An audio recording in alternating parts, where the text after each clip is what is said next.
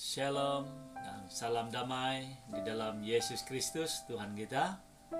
Kepada semua jemaat-jemaat Tuhan dimanapun Anda berada, sama ada di rumah atau di mana-mana. Puji dan syukur dan syabas kepada saudara-saudara dan kita semua, karena sudah 3 minggu berlalu kita berjaya melepasi dan juga menuruti peraturan pengawalan pergerakan yang dianjurkan atau diumumkan oleh Perdana Menteri kita. Puji dan syukur.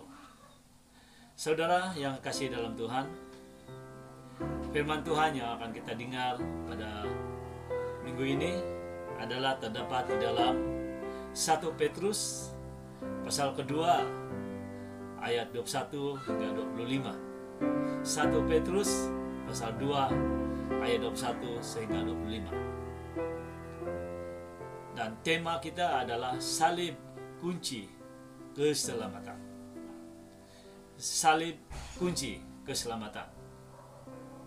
Saya akan membaca firman Tuhan ini saudara-saudara, dan manakala saudara memperhatikan di dalam Alkitab saudara masing-masing. 1 Petrus pasal 2 ayat 21 sehingga 25, demikian firman Tuhan.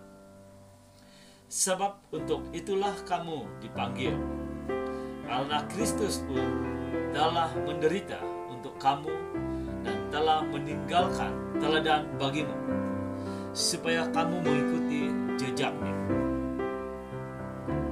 Ia tidak berbuat dosa, dan tipu tidak ada dalam mulutnya. Ketika ia dicaci maki, ia tidak membalas dengan caci maki. Ketika ia menderita, ia tidak mengecam, tetapi ia menyerahkannya kepada Dia yang menghakimi dengan adil. Ia sendiri telah memikul salib kita di dalam tubuhnya di kayu salib, supaya kita yang telah mati terhadap dosa hidup untuk kebenaran. Oleh bilur-bilurnya kamu telah sembuh. Sebab dahulu kamu sesat seperti domba, tapi sekarang kamu telah kembali kepada gembala dan pemeliharaan jiwa. Saudara yang kekasih dalam Tuhan, sebelum kita mendengar penjelasan lebih lanjut tentang firman Tuhan ini dengan tema salib kunci keselamatan, mari kita berdoa. Bapa di surga yang kami puji dan kami mulia di dalam Yesus Kristus, kami amat memuji dan memuliakan Engkau Tuhan, karena Engkau sedang berkati kami pada minggu ini. Bapa, dimanapun kami berada, jemaat-jemaat Tuhan, sama ada berada di rumah atau berada di mana, di tempat kerja atau dimanapun kami berada, dan kami akan mendengar firman-Mu. Bapa, kami mau berdoa supaya Roh Kudus, kuasa Allah menyertai kami, memberkati kami, agar kami dapat meresponi firman-Mu dengan sungguh-sungguh, agar kami dapat menghayati firman-Mu sungguh-sungguh. Dan hamba-Mu yang menyampaikan firman-Mu, biarlah Tuhan yang meletakkan kuasa-Mu di lidah hamba, supaya hamba berkata-kata bukan dengan hikmat dan kekuatan manusia, tetapi hikmat dan kekuatan yang dari Allah. Roh Allah berbicara lewat hamba-Mu untuk kami semua, dan biar kami semua diberkati dan diberkati. Kami berdoa dan menyerahkan semuanya pemberitaan firman-Mu di dalam kuasa-Mu Bapa, agar semua kami yang mendengar dimanapun kami berada, secara online ataupun secara screen live pada saat ketiga ini, untuk mendengar firman-Mu, kami mengikhtiarkan, saya mengikhtiarkan, agar di dalam kuasa darah Yesus mengikat kuasa-kuasa gelap yang menghalang pemberitaan firman-Mu, biar kami tenang mendengar firman. Kami berdoa dalam nama Allah Bapa dan Roh Kudus. Tuhan memberkati kami. Amin. Nah, saudara yang kekasih dalam Tuhan, seperti mana tema kita pada minggu ini adalah tentang keselamatan. Dan pada sepanjang bulan ini adalah keselamatan. Dan minggu ini adalah membicarakan tentang salib, itu adalah kunci keselamatan. Nah, saudara yang kekasih dalam Tuhan, terlebih dahulu kita harus mau tahu ataupun perlu tahu apa itu salib. Salib itu adalah penderitaan sebenarnya. Ketika Romawi menjatuhkan hukuman kepada Yesus, salib telah dikenakan kepada Yesus, dan salib itu diangkat oleh Yesus sendiri. Dan salib itu merupakan satu penderitaan bagi Yesus sebelum menuju ke kayu salib, ke Golgota. Saudara yang kekasih dalam Tuhan, penderitaan itu, salib itu adalah penderitaan. Dan Yesus menderita, mengangkat salibnya sendiri menuju ke Bukit Golgota. Lewat daripada penderitaan ini, saudara-saudara, salib ini adalah penderitaan, maka orang-orang percaya juga adalah memikul salibnya seperti Yesus. Yang kedua, salib itu adalah kematian. Ketika Yesus sampai ke Bukit Golgota, dan para Romawi, askar Romawi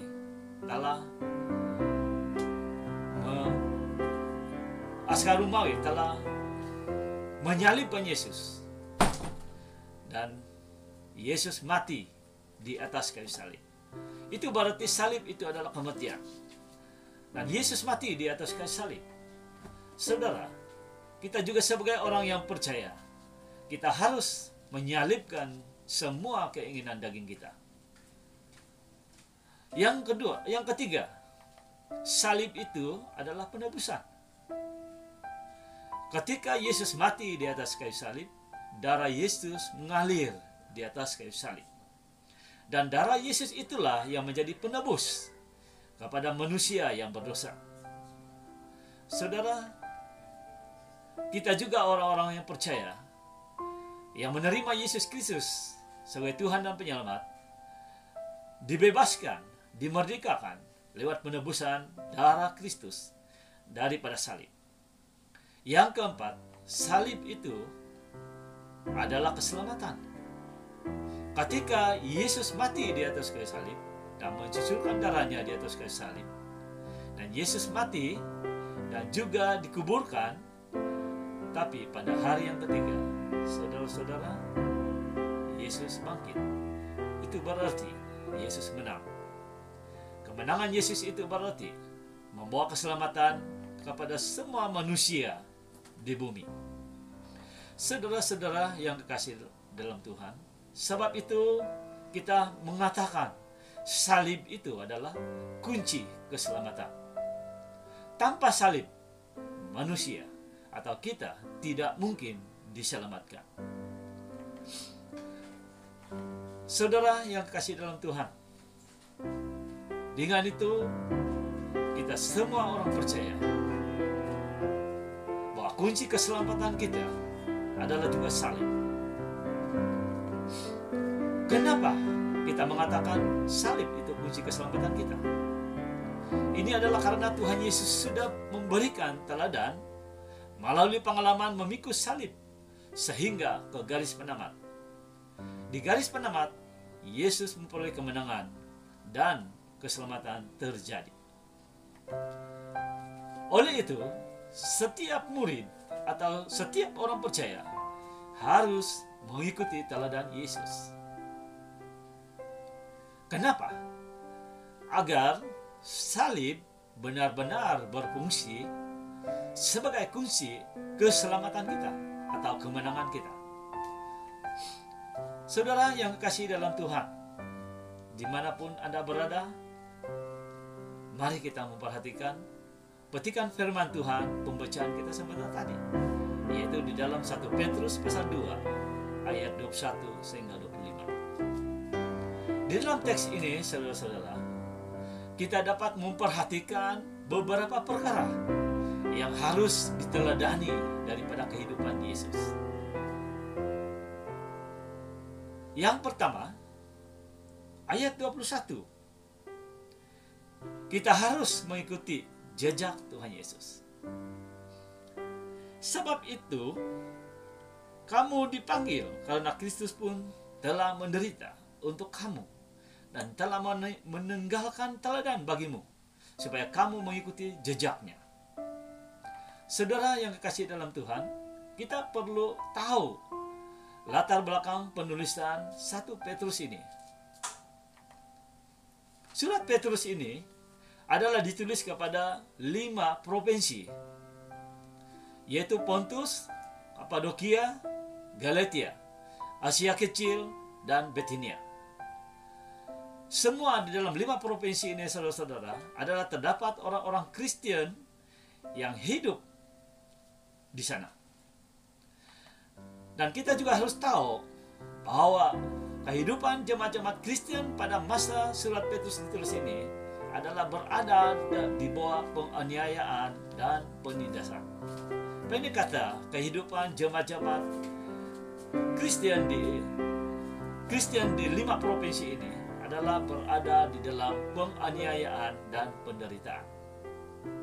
Saudara yang kekasih dalam Tuhan, sebab itu surat Petrus ini, firman Tuhan ini dikirimkan melalui Petrus, melalui surat Petrus kepada jemaat-jemaat di 5 provinsi ini, agar mereka menyadari bagaimana mengikuti jejak Tuhan Yesus.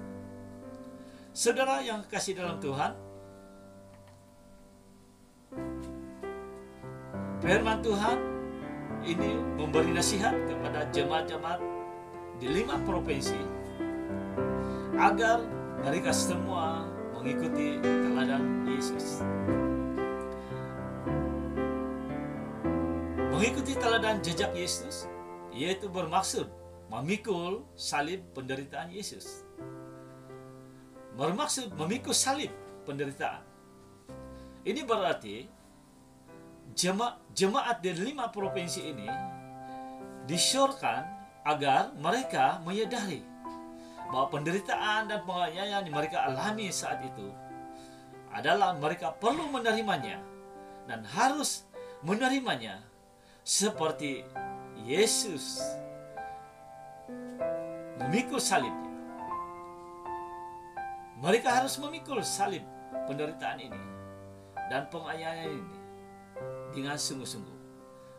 Karena Yesus sendiri sudah berjaya memikul salibnya sehingga ke garis penamat.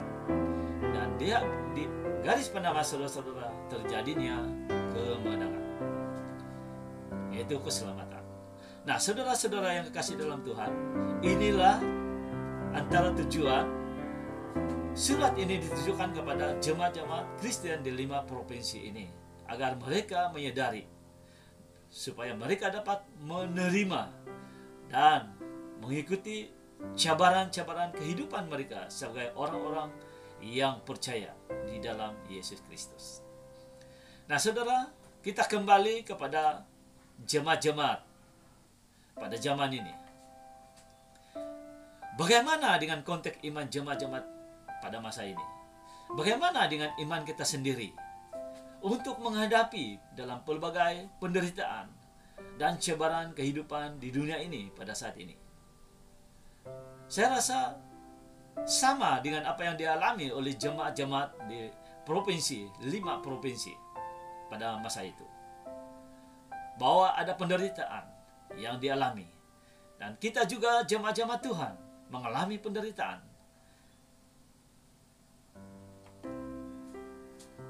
Penderitaan yang kita ikuti adalah seperti penderitaan pada masa ini, yaitu serangan coronavirus atau COVID-19. Saudara yang kekasih dalam Tuhan, ini adalah salah satu penderitaan. Di dalam kita menghadapi penderitaan ini, bagaimana iman kita? Apakah iman kita akan jatuh, lemah, atau sebaliknya? Saudara yang kekasih dalam Tuhan, mari kita dengar dan hayati firman Tuhan ini, yaitu mengusulkan agar kita hidup meneladani teladan kehidupan Yesus. Kalau Yesus sudah berjaya memikul salibnya sampai ke garis penamat, kita juga harus memikul salib sehingga ke garis penamat. Maka dengan itu, saudara-saudara, kita akan dapat melihat satu kemenangan terjadi di dalam kehidupan kita. Suatu keselamatan terjadi di dalam kehidupan kita. Jadi, salib itu merupakan penderitaan, atau salib itu adalah kunci kemenangan atau keselamatan kita apabila kita lakukan sehingga pada garis penemat. Saudara, ini adalah hal yang pertama. Hal yang kedua, ayat 22, tinggalkan tabiat dosa dan penipuan di dalam kehidupan. Ayat 22 mengatakan, ia tidak berbuat dosa dan tidak ada dalam mulutnya tipu atau penipuan. Saudara yang kekasih dalam Tuhan, mungkin juga jemaat dalam 5 provinsi ini terus menanggapi penderitaan dan penganiayaan yang mereka alami, yang membuatkan mereka mulai kembali ke tabiat dosa kehidupan yang lama. Karena akibat penderitaan, akibat tidak tahan dengan penderitaan, tidak tahan dengan penganiayaan, akibatnya mereka mulai kembali ke tabiat dosa kehidupan yang lama. Mungkin juga mereka juga mulai menipu, saudara-saudara. Karena ketidaktahanan menghadapi penderitaan, karena ketidaktahanan menghadapi penganiayaan, mereka mulai menipu. Mungkin mereka tidak mengakui lagi iman mereka kepada Yesus Kristus di hadapan umum. Mungkin ini boleh terjadi. Firman Tuhan diberikan kepada mereka bahwa mereka harus mengikuti teladan Yesus, yaitu sampai ke garis penamat. Yesus tidak pernah berbuat dosa dan tidak pernah ada penipuan di dalam mulutnya. Saudara yang kasih dalam Tuhan, bagaimana dengan kita? Iman kita di zaman ini, iman jemaat-jemaat di zaman ini, bagaimana?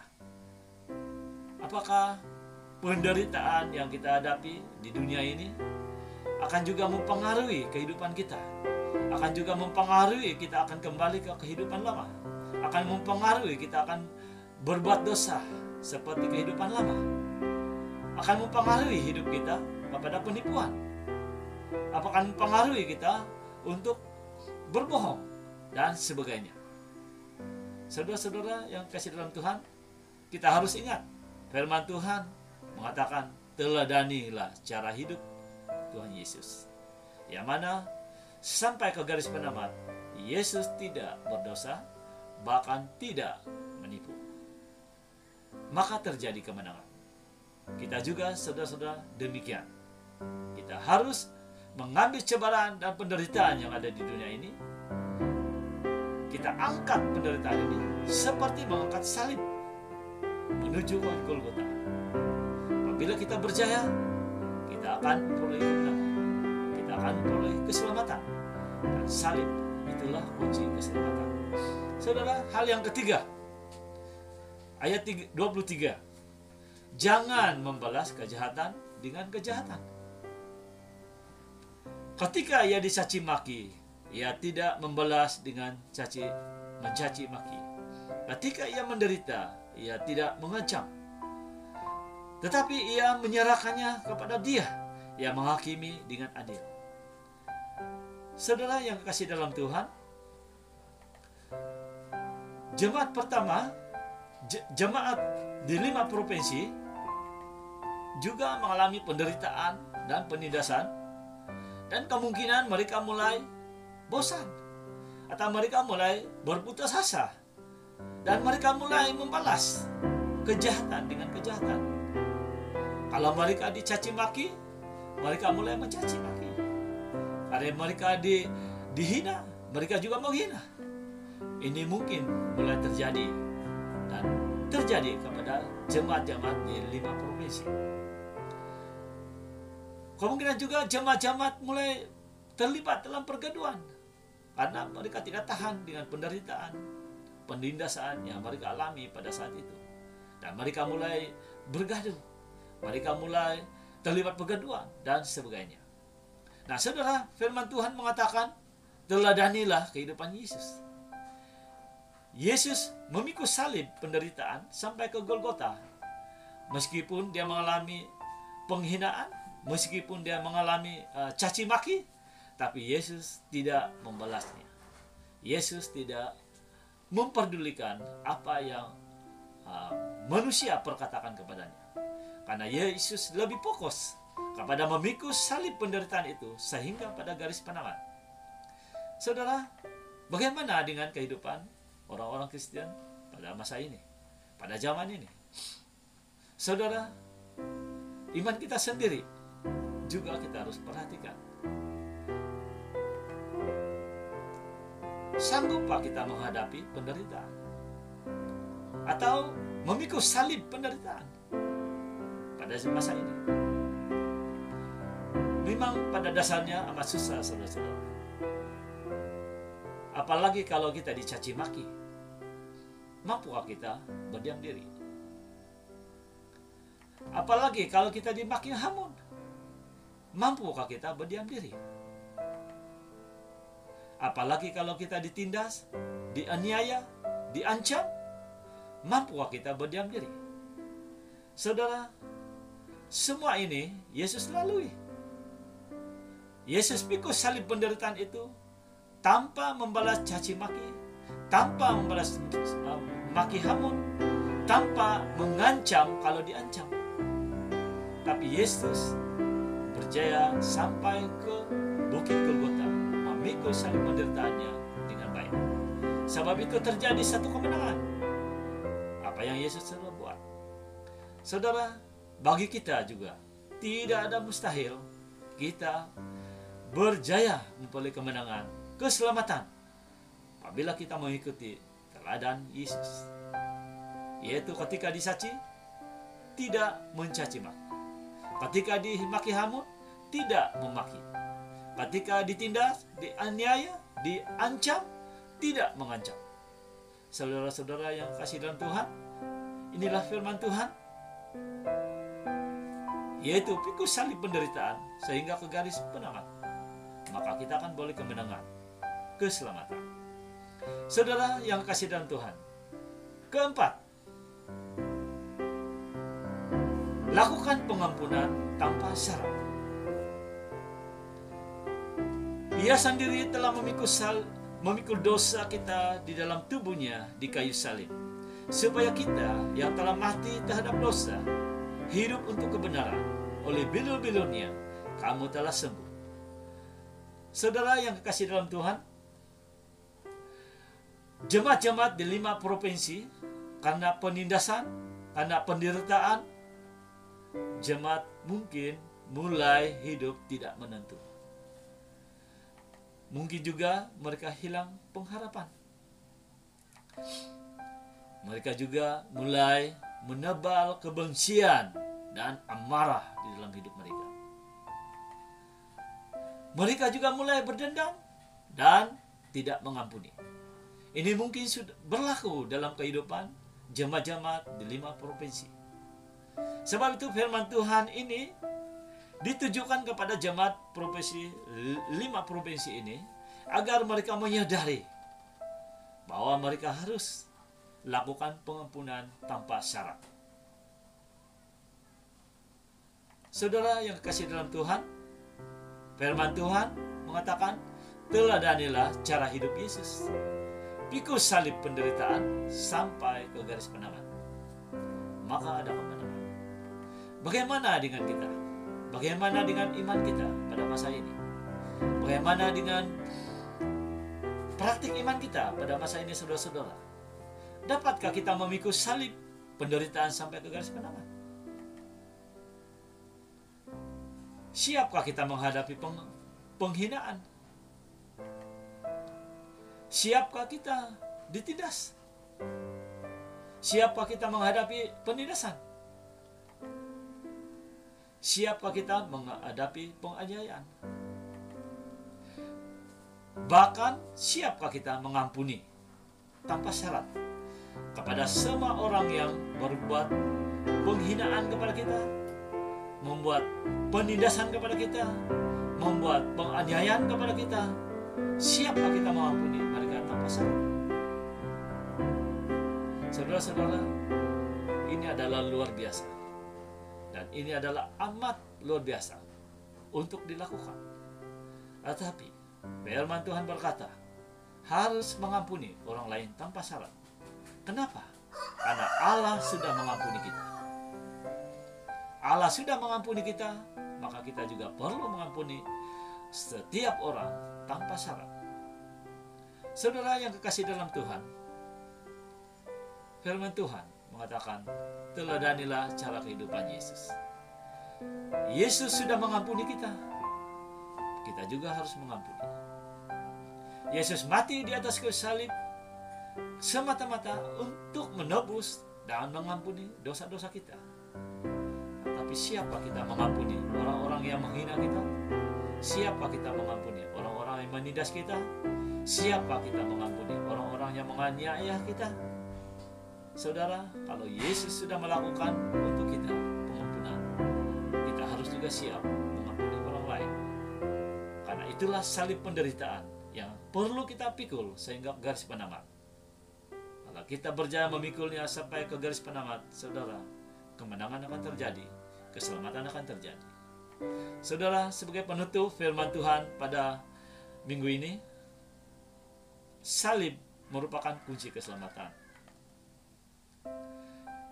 Dan ini akan terjadi apabila kita memikul salib penderitaan ini seperti Tuhan Yesus memikulnya sampai ke garis penamat. Yaitu pertama, kita harus mengikuti jejak Tuhan Yesus. Yang kedua, kita harus tinggalkan tabiat berdosa dan penipuan di dalam kehidupan. Yang ketiga, kita harus jangan membalas kejahatan dengan kejahatan. Dan yang keempat, kita harus melakukan pengampunan tanpa syarat. Semua perkara ini ditulis di dalam 1 Petrus pasal 2 ayat 21 sehingga 25.